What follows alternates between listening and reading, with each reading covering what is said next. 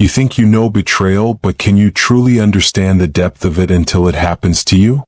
Imagine this: you're already weak, fragile, struggling to get by after a life-altering accident, and the one person who should protect you, the one person who's meant to love you like their own, turns on you. This wasn't just a betrayal, it was a push that shattered me. It wasn't supposed to happen. Not like this. Jessica, that's my name. I never expected my life to take such a drastic turn. Everything seemed perfect at one point. My father, Tom, was my rock. He and I were so close, closer than anything I had ever known. But that all changed when Sarah entered the picture.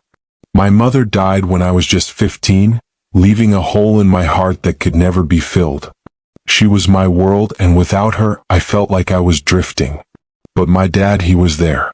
He picked up the pieces. I leaned on him, and he was my anchor. Then, a few years later, Sarah came into our lives. At first, she seemed like an angel. Warm, charming, and so sweet. I wanted to believe she was good for Dad. But what I didn't know then was how much she would slowly start to chip away at our bond. She didn't like how close I was to my dad. Every time she smiled at me, I could sense the jealousy lurking behind those eyes. At first, it was subtle, like when she would brush off my accomplishments and make her own comments about how she'd rather be with him alone. It started as a small seed of discomfort, but it grew. I just didn't know how to confront it. My dad, blinded by his love for her, didn't see what was happening right under his nose. And honestly, neither did I. But that all changed when I ended up in a wheelchair. I didn't see it coming. I was on my way home from a meeting, a little tired, but nothing out of the ordinary. Then, out of nowhere, a car swerved in front of me. The world went black. I woke up in the hospital, my leg broken in multiple places, my body bruised and sore. For the first time in years, I felt vulnerable. But what hurt even more was that I had to depend on people. And I hated it. It wasn't just the physical recovery I struggled with, it was the emotional toll. The pain in my body was almost secondary to the humiliation of being dependent on others, of not being able to walk or do anything for myself. I felt like a shell of the person I used to be. Tom did his best to comfort me, but it wasn't the same. It felt different. Sarah, however, she was no longer the sweet woman I thought she was. Her true colors began to show. She had no patience for my condition. At first, it was small things. She'd sigh when she had to help me with simple tasks like grabbing something from the top shelf or getting me into the car. But it was her eyes, the way she looked at me, that told me something was wrong. Her jealousy festered, and I was caught in the crossfire. The closeness I shared with my father only made her resent me more. It was obvious now that she felt threatened by me. She made sure that every step I took, every little victory I had in regaining my independence, felt like a challenge to her. The night everything changed started like any other. I was alone in the living room trying to move around in my wheelchair. The house was quiet, my dad had gone to bed early, and Sarah was nowhere to be found. It was one of those rare moments when I could be by myself, just trying to get a little stronger, a little more independent. I should have known something was off when I heard the soft footsteps behind me. I didn't turn around at first. I thought it was just Sarah checking on me, maybe offering help. But when she spoke, her voice sent a chill down my spine. "What are you doing, Jessica?" Sarah's voice was almost sweet, but there was something behind it, something dark, something I couldn't place. "I'm just trying to move around," I said, looking over my shoulder at her. "It's hard, but I need to try." Sarah stood there for a moment, her face unreadable. "Well, you shouldn't be doing that," she said, her words laced with contempt. "You can't keep relying on others to do everything for you." It stung, but I didn't say anything. I didn't have the strength to argue. That's when it happened. In one swift motion, Sarah approached me and shoved my wheelchair backward. The force knocked me off balance, and before I could catch myself, I fell. My body hit the floor with a sickening thud, pain shooting up my spine. For a few seconds, everything went silent.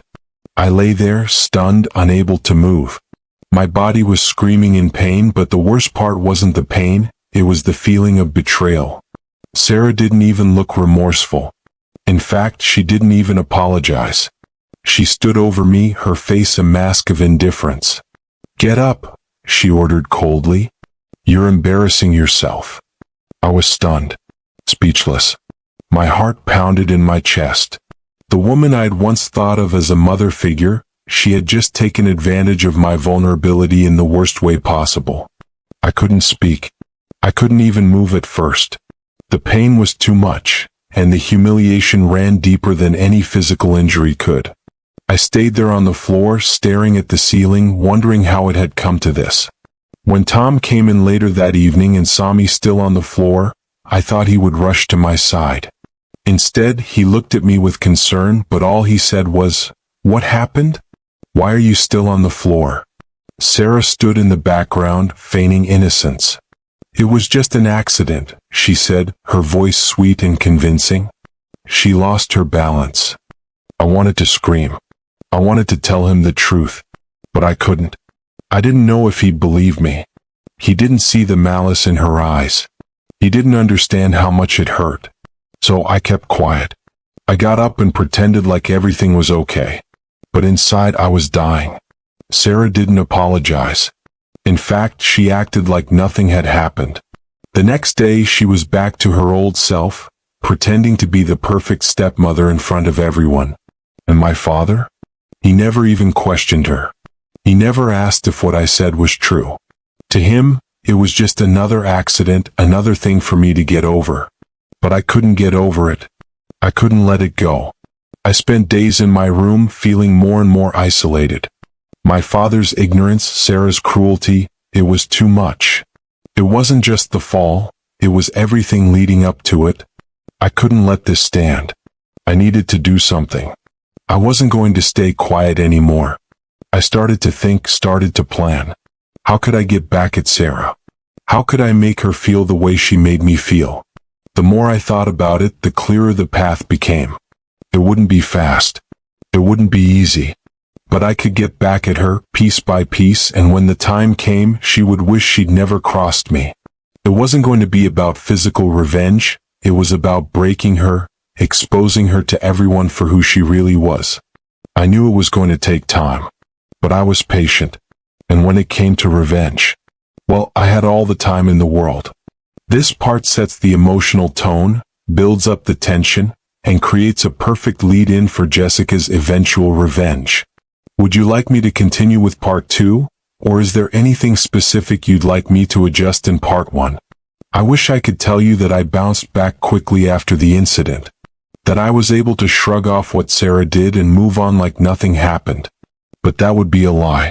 What she did to me that day when she pushed me from the wheelchair and left me on the floor wasn't just physical. It wasn't just about the bruises or the pain in my body. It was about everything that had been building up between us for months, maybe even years. And that one moment, that single act of cruelty, it shattered something deep inside of me. The trust one had in my family, in my father, was gone. It wasn't just the fall. It wasn't just the physical pain. It was the way Sarah looked at me after she shoved me. Like I was nothing. Like I didn't matter. And the worst part? The worst part was the way my father responded. His indifference. His dismissal. He saw me lying there, struggling to get up, and he didn't do a thing. He didn't rush to my side. He didn't ask if I was okay.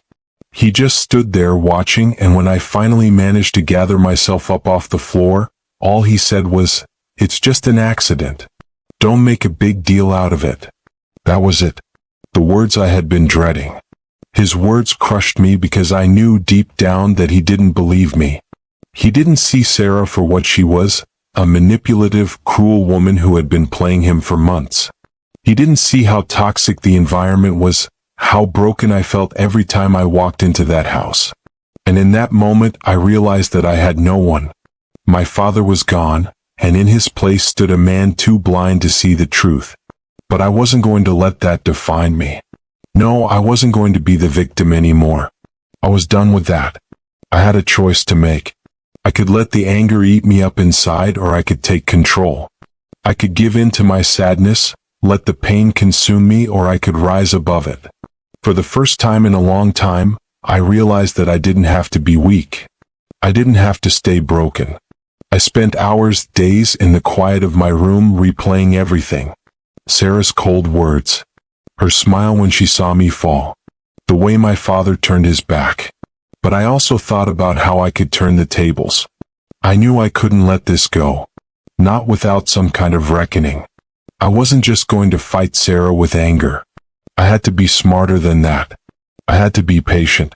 The most dangerous thing about revenge is how it eats away at you if you rush it. No, I was going to wait, and I was going to make sure that when I took my revenge, it would be devastating. I had learned one thing about Sarah over the past few months. She was careful. She wasn't the type of person who would leave a trail of evidence. But she was human. And humans make mistakes. My first move was to gather information. I knew I couldn't just walk up to her and confront her. That would only make things worse. No, I needed to go deeper. I needed to understand how she worked, how she manipulated my father, how she had turned him into a puppet, how she kept everyone in line with her charm and lies. I spent weeks watching her, learning her patterns, understanding the subtle ways she controlled every situation. I listened closely to the things she said when she didn't know I was listening. I took mental notes of every little inconsistency, every little slip-up. But I didn't act yet. No, I was being patient. I knew the time would come when Sarah's guard would slip. And when it did, I'd be ready. It started with small things. At first, I simply began spending more time with my father. I made sure to show up when Sarah wasn't around. I didn't have to say much. I just had to be there. Slowly, over time, I could see my father's gaze shift a little. It wasn't much, but it was enough to keep me going. I didn't push him. I didn't force him to choose between me and Sarah. I just quietly made my presence felt. And then I began dropping hints. Small ones. Subtle ones that would start making him question things. I didn't say anything directly about Sarah. I didn't need to. I just made sure to plant seeds in his mind that would eventually grow into doubts. The first crack came when I casually mentioned a few things Sarah had said. Offhand comments that painted her in a light he hadn't seen before. I didn't accuse her of anything outright, but I did make him think. I made him realize that maybe she wasn't as perfect as she seemed. At first it didn't work. He brushed it off, claiming that I was just being paranoid. But then, over time, I started to see the shift. He started questioning things even though he never said it aloud. And that was all I needed. The day it all changed came sooner than I expected. I had spent weeks gathering my evidence, making sure everything was in place.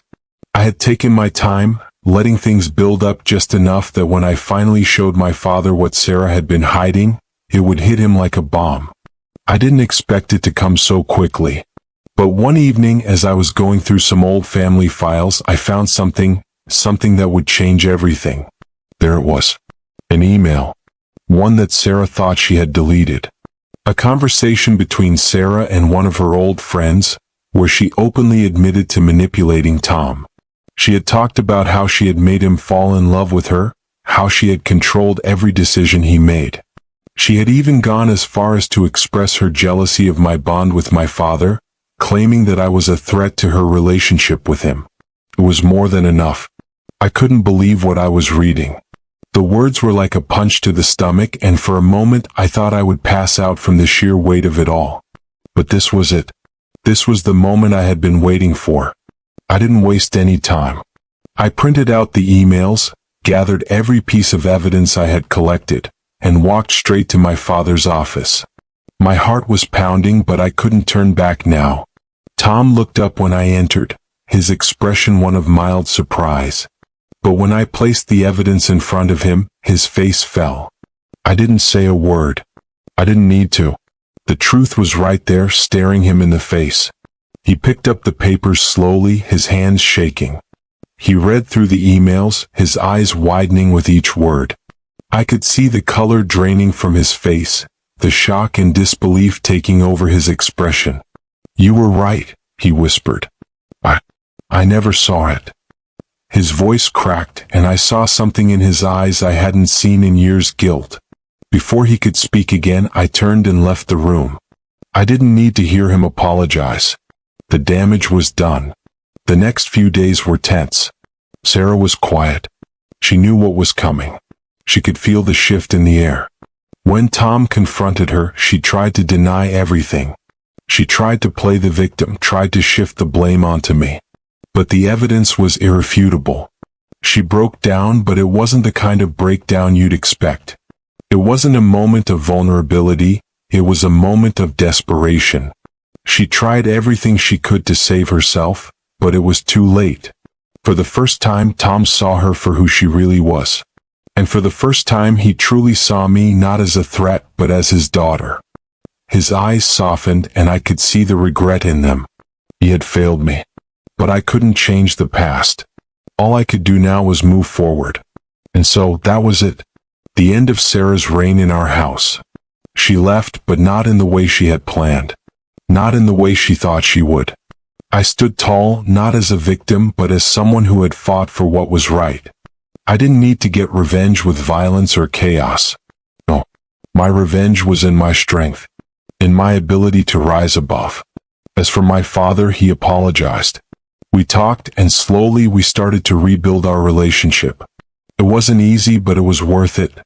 And as for Sarah? Well, I don't know where she went after that. And honestly, I don't care. What I care about is this. When the people you love hurt you, when they betray you, you don't have to let it define you. You have the power to rise above, to take back your strength, and to make sure that your story doesn't end in silence. So, I'll leave you with this. What would you do if you were in my shoes? Would you stay silent? Or would you find your strength just like I did?